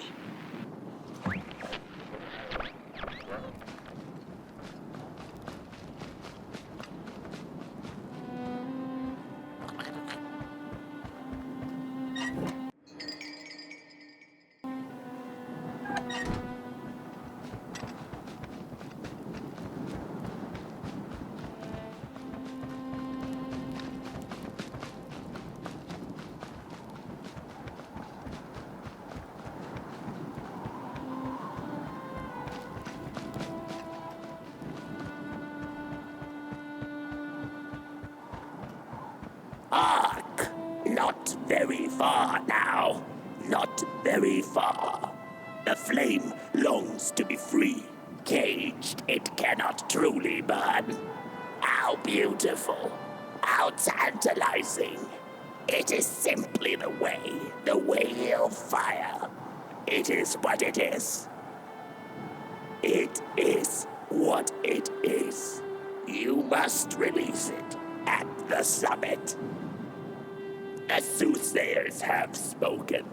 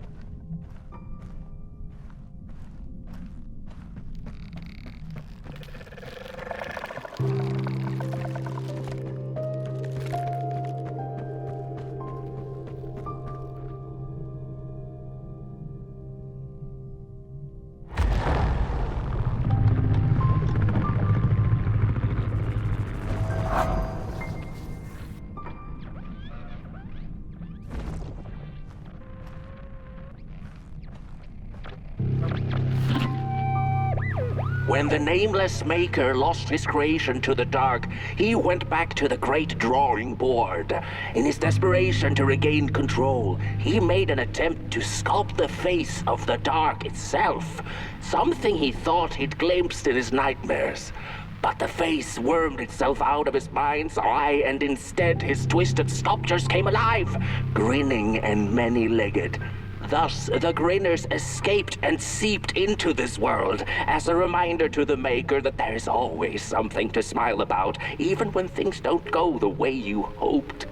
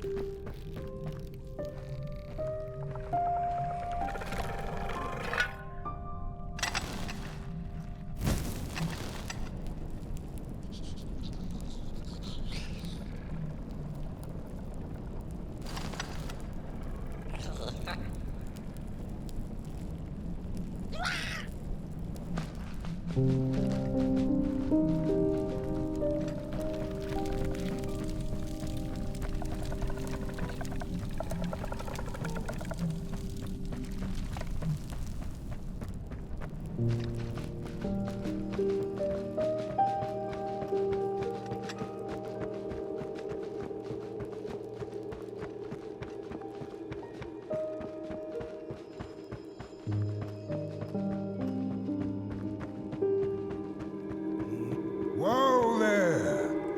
You look like you're about to move a mountain. That's what I get for trying to get in the way of a flame and its destination. Let him walk his walk. Ain't nothing gonna stop him now, looks like. Fairly well now, Bird One. You're going to Moon Mountain, and that walk is for you alone. You have a tough decision ahead of you to make, just like the ones who came before. But they're all long gone. In the end, all there's left to follow is your own heart.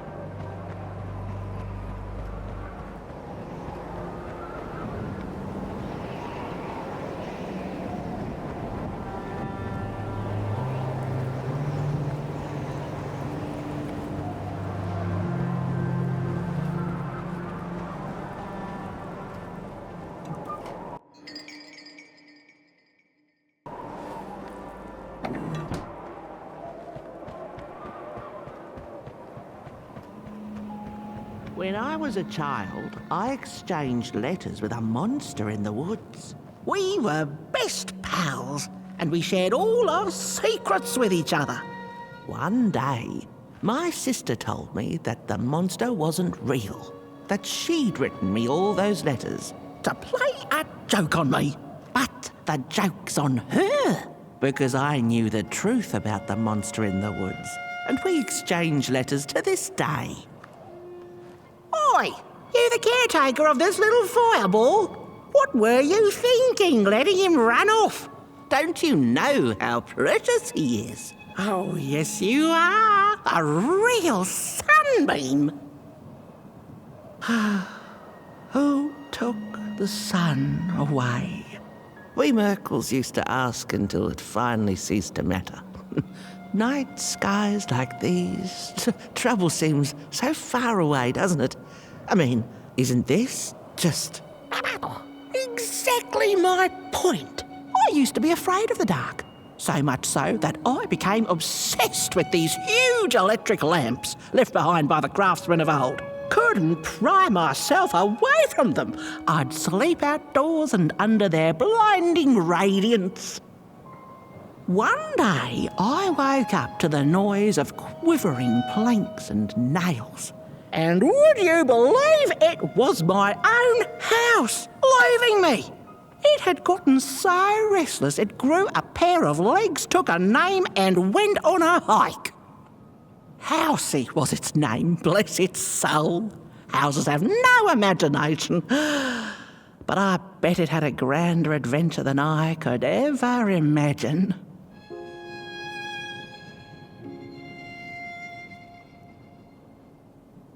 This little flame is your home, burnt one. Keep him nurtured and safe, and you'll always find yourself in the right place. Through the rain, in the dark, and over Moon Mountain. Look at those stars burning like so many candle lights.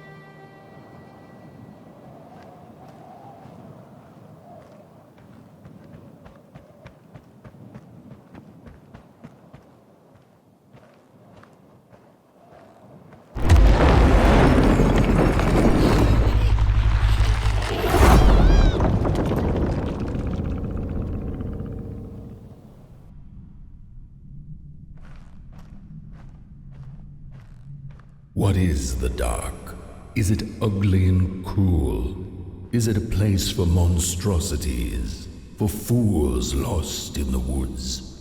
A terrible void where all your nightmares come true.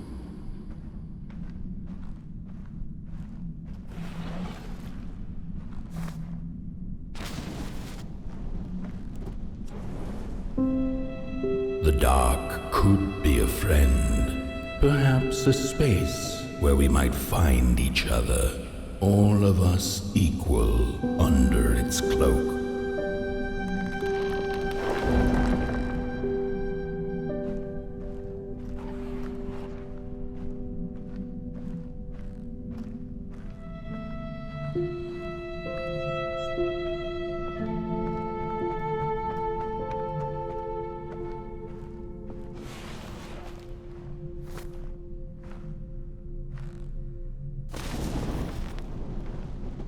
The dark could be an embrace and the release of the old, like taking off a tight shoe, laying bare one's feet, and taking a first step onto a new adventure.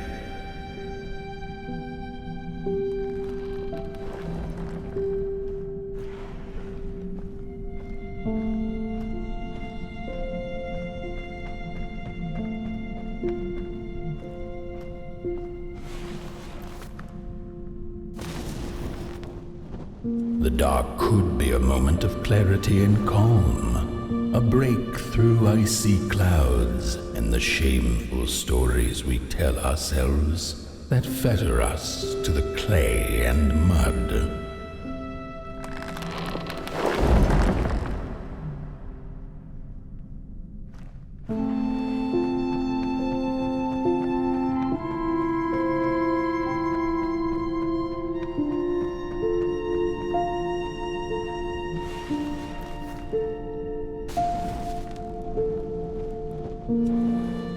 dark could be the space and time that we need to recover from the death of a dream and the quiet promise of new beginnings waiting on the other side of grief.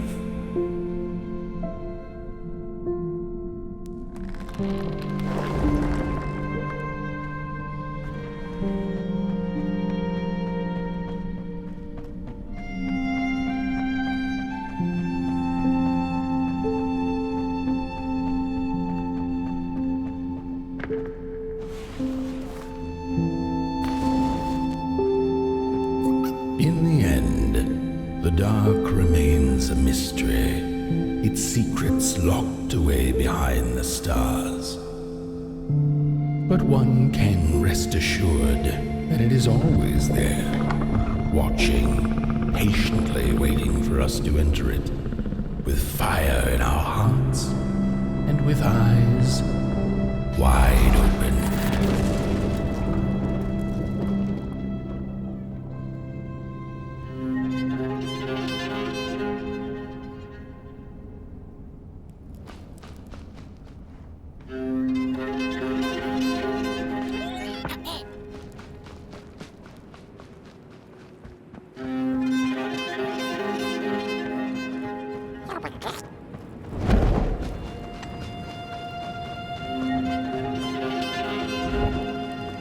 You've arrived. Hark! Your fire is dying, but the last embers will light the final fireplace and send your potboy home. Can you do what you must? Naturally, you must. It is destined, and you will be loved and forgotten. The soothsayers have spoken the last words. It has been an honor to watch your journey to the work table's edge. Now go and burn.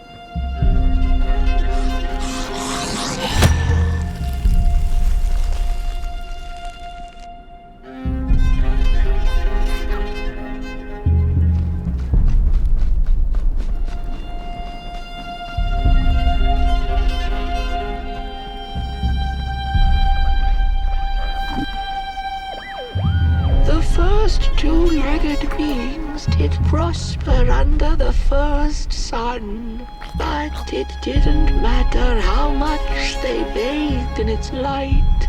They craved more. They sought to cage the sun, harness its power, and make it theirs. But the makers in their foresight had put the sun far, far away, so far that no creature could reach it. That's why, in their desperation, the two-legged ones began to collect matches, lighting them like minuscule suns of their own. But there are only so many matches in this world, and one day they'll run out, and they shall once again look to the sun.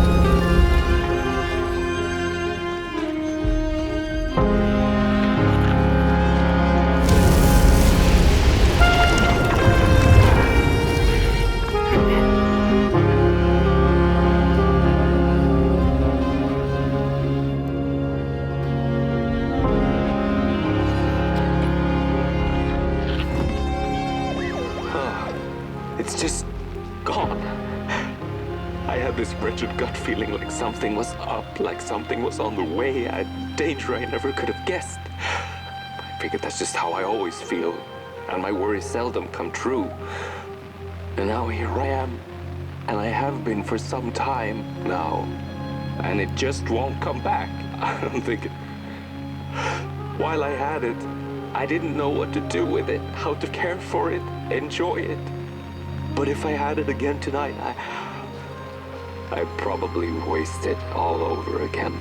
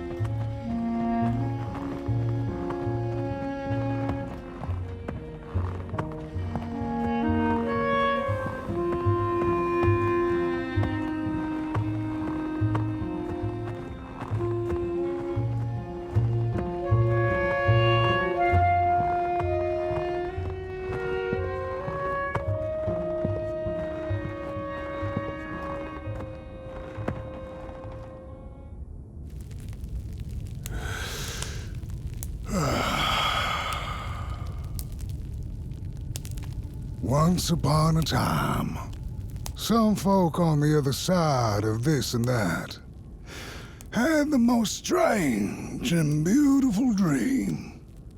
I hope that tonight you caught a glimpse of it, and I wish you the levity and grace to smile in the darkest of times and on the way down your midnight walk.